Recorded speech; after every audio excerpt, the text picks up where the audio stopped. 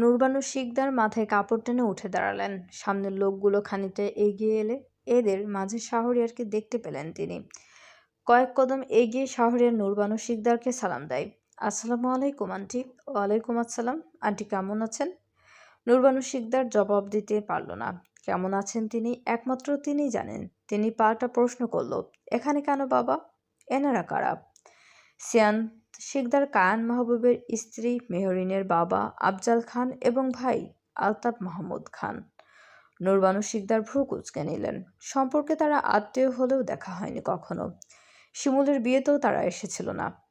মেহরিন বলেছিল তার বাবা ভাই গ্রামে আসতে পছন্দ করে না। নূরবানু শিকদার জিজ্ঞেস করল, তার সাথে তোমার কি কাজ বাবা? নূরবানু শিকদারের গম্ভীর কণ্ঠ শুনে আফজাল খান এগিয়ে বলে, বটে, আপনাদের তেজ দেখে এখনো কমেনি। লজ্জা শরম তো কিছুই নেই। আপনার মেয়েকে আমার জামাইয়ের পেছনে এলিয়ে দিয়েছেন বড়লোক দেখে। এখন যখন সবার সামনে সব এসে গেছে তখন খুব সম্মানের ভয় করছেন।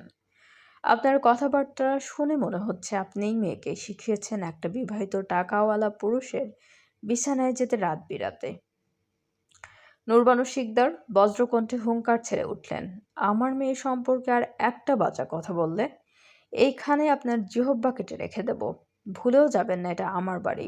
আমার বাড়িতে দাঁড়িয়ে আপনাকে এত বড় সাহস কে দিয়েছে আমার মেয়েকে সম্পর্কে এসব বলার? আফজাল খান কিছুটা দমে গেলেন। নূরবানু শিকদারের হুঙ্কার তাকে কিছুটা ভয় পাইয়ে দিয়েছে। তবে পেছন থেকে মাহমুদ দমল না। সে এগিয়ে এসে বলল, আরে আন্টি, দেখি ভীষণ চালু। আপনার মেয়ে আমার আপার বোরের সাথে এসব করে বেড়াতে গিয়ে ধরা খেয়েছে, এখন সত্যিটা বললেও দোষ। আপনাদের দেখছি খুব বেশি তেজ। মাহমুদকে থামিয়ে দিল শাহরিয়ার। থামুন, এক হাতে তালি বাজে না। কায়ান যদি না এগোতো তবে অবশ্যই সেরিন এমন কিছু করতো না। আমি জানতাম আপনারা এমন করবেন, তাই তো আমি আপনাদের সাথে এসেছি। শাহরিয়ার কথা শুনে ওরা দু বাপ ছেলে ভরকি গেল। এত দরদ কিসের তোমার? তুমিও কি ওই মেয়ের প্রেমে হাবুডুবু খাচ্ছ নাকি? জানতাম বেশ। মেয়েগো বেশ জাদু করার স্বভাব আছে। পরিষ্কার হলো কথাটা। খবরদার আমার সেরিনকে এসব নামে ডাকবেন না। ভুলে যাবেন না আপনারা সেরিনদের গ্রামেই দাঁড়িয়ে। ওহ, তাই নাকি? তা সেরিনদের গ্রামের সবাইকে ডাকতে ডাকো তো, দেখো তো কজন সেরিনের পক্ষে আছে। কথাগুলো নূরবানু শিকদারের ভেতরে ছুরির মতো আঘাত করছে। তিনি কিছু ভাবতে পারছেন না, না কিছু সামলাতে পারছেন। বুকের ভেতর অসহ্য যন্ত্রণা হচ্ছে তার। বাহিরে এত শোরগোল শুনে ভেতর থেকে বেরিয়ে এলেন আবু সুফিয়ান। বাহিরে এতগুলো পুরুষ মানুষ দেখে তিনি এগিয়ে যান। কি হয়েছে? আফজাল খান কথা থামিয়ে দিয়ে আবার আবু সুফিয়ানের দিকে চাই। এই যে মেয়ের বাবা, বলি কি লজ্জা করুন? এমন মেয়ে জন্ম দিয়েছেন যার থেকে মরণ ভালো। শাহরিয়ার ওদের মাঝে এসে দাঁড়ায়। অনেক বলেছেন আপনারা, এবার আসুন, না হলে আমি ব্যবস্থা নিব। মরণ দশা? যেমন মেয়ে তাকে তেমন বলবো না? যাই হোক, কোনো ইচ্ছে নাই এখানে থাকার। আমার মেয়ে জামাই থেকে ওই মেয়ে যেন দূরে থাকে, তাহলেই হবে। এত কিছু নিয়ে ভাবছি না আমরা। কথাগুলো শেষ করে আফজাল খান ছেলেকে সাথে নিয়ে করে হনহনিয়ে বেরিয়ে গেল বাড়ি থেকে। নূরবানু শিকদার বুকে হাত দিয়ে বসে পড়লেন। আবু সুফিয়ান দ্রুত স্ত্রীকে ধরে বসলেন। নূরবানু, কি হয়েছে? শিমুলের আব্বা কি পাপ করেছিলাম যে আজ এই দিন দেখা লাগতেছে? কি পাপ? নূরবানু শিকদার ফের কান্নায় ভেঙে পড়ল। শাহরিয়ার এবং আবু সুফিয়ান মিলে নূরবানু শিকদারকে ঘুরে নিয়ে গেলেন। ওরা বসার রুমে বসলো। কিছুক্ষণ ওদের ভেতর চলল নীরবতার। কিছুক্ষণ পর শাহরিয়ার নীরবতা ভেঙে বলল, আমি সেরিনকে বিয়ে করতে চাই আন্টি। কথাটা শুনে সেরিনের মা বাবা অবাক হলো। শাহরিয়ার ফের বলা শুরু করলো, আমি জানি আপনারা ভাবছেন এসব যেন কিভাবে। আসলে আন্টি, আমার বিশ্বাস সেরিনকে কায়ান নামক ছেলেটাই কোনোভাবে ব্রেন ওয়াশ করেছে। আমি সেরিনকে যতটা বুঝেছি ও এমন মেয়ে নয়। আমি তাকে ভালোবাসি। আমার বাবারও এতে কোনো সমস্যা নেই। আমি চাই ওকে দ্রুত বিয়ে করে এই দুশ্চরিত্রা খেতাব থেকে মুক্তি দিতে। আবু সুফিয়ানের চোখের কোণায় পানি চিকচিক করে উঠল। আর নূরবানু শিকদার, সে তো কখন থেকেই কাঁদছেন। মেয়েটার একটা গতি হবে ভেবে দুজনেই খুশি। ওদিকে দরজার পাশে বসে আছে সেরিন। সবটা শুনেছে সে। শরীরে জ্বর পুড়ে যাচ্ছে, 104 ডিগ্রি হবেই। হাঁটতে বল পাচ্ছে না সে, তবুও খুব কষ্টে একটু বাথরুমে গেছিল। ফেরার পথে এসব কথা কানে এলো। মুখে হাত চেপে কান্না করছে সে। সম্পূর্ণ শরীর বিষের মতো ব্যথা, আর সইতে পারছে না এই কষ্ট সে। শাহরিয়ার সব কথা শেষ করে বলে, আমি সেরিনের সাথে একটু দেখা করতে চাই আন্টি। নূরবানু শিকদার চোখের পানি মুছে বলে, সেরিনুর রুমে আছে। আন্টি আপনি প্লিজ টেনশন করিয়েন না, গিয়ে রান্না বসান। আপনার এই অবস্থা একটু দেখতে ইচ্ছে করছে না আমার। আমার কষ্ট হচ্ছে ভীষণ, খেতে দিন সবাইকে। নূরবানু শিকদার মাথা নাড়িয়ে রান্নাঘরের দিকে চলে গেলেন। আবু সুফিয়ান উঠে শাহরিয়ারকে জড়িয়ে ধরল। তুমি সত্যি একজন সঠিক পুরুষ বাবা, আমার ছেরিনের জন্য। আমি বিশ্বাস করি তোমাকে। শাহরিয়ার ঠোঁটের কোণায় তখন বাঁকা হাসি। আবু সুফিয়ানের পিঠে হাত রেখে সে বলে, আমি আছি তো, সব ঠিক করে দেব। সেই কথার মাঝে যে ভার ছিল তা আবু সুফিয়ান বুঝতে পারল না। সেরিনের রুমের দরজাটা খোলাই ছিল। শাহরিয়ার যখন দরজা ঠেলে ভেতরে প্রবেশ করে, তখন দেখতে পাই সেরিন দাঁড়িয়ে আছে বিছানার পাশেই। তার চোখ মুখ জোর পুড়ছে জ্বরে।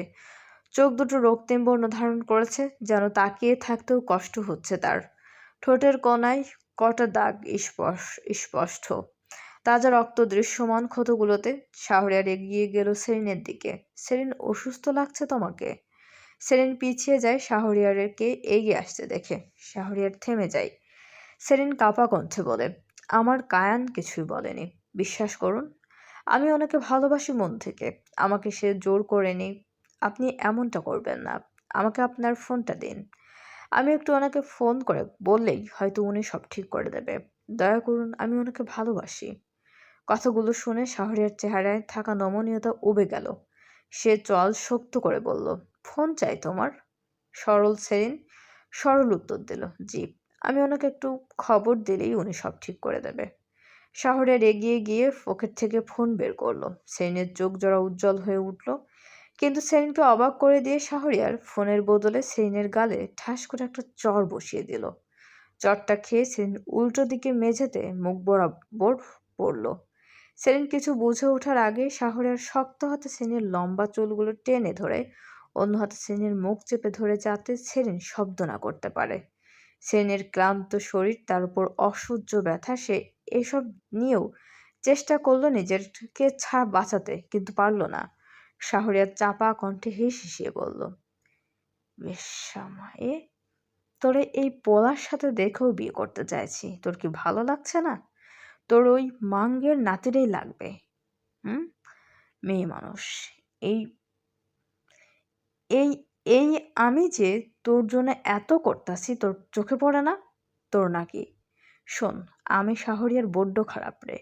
তোর মা বাপের জীবন সুস্থ চাস, তবে আমার বিয়ে করতে রাজি হয়ে যা। কোনো রকম কিছু করবি তো তোর মা বাপরে মায়েরে তোরে রেপ করে যাবো। আমার ছেলেরা 24 ঘন্টা তোকে বাড়ির আশেপাশে থাকে। তোর মা বাপরে মায়েরা কমুত ওরা আত্মহত্যা করেছে তোর জন্য। তোর এসব কাহিনী ওরা সহ্য করতে পারেনি। মা বাপের সুস্থতা চাইলে আমারে বিয়ে করতে রাজি হয়ে যা। কথাগুলো বলে শাহরিয়ার সেরিনের চুল ছেড়ে দিয়ে উঠে দাঁড়ায়। আর শোন, বেশি হুঁশিয়ারি করিস না সেরিন। ওই দেখ, তোর জানালা দিয়ে আমার ছেলেরা 24 ঘন্টা আশেপাশে ঘুরপাক খাচ্ছে। বেশি কিছু করতে গেলে তোকে ওদের দিয়েও রেপ করাবো। কত গ্যাং রেপ হবি। সম্মান বাঁচাতে চাইলে বিয়েতে কোনো না করবি না। সেদিন সোজা তাকায়। সত্যি জানালার বাহিরে পুকুর পাড়ে বেশ কিছু ছেলেরা দাঁড়িয়ে। সেরিন ভয়ে চুপসে যায়। শাহরিয়ার সেরিনের চোখে নিজের জন্য ভয় দেখে পৈশাচিক আনন্দ পায়। যা বললাম মনে থাকে যেন।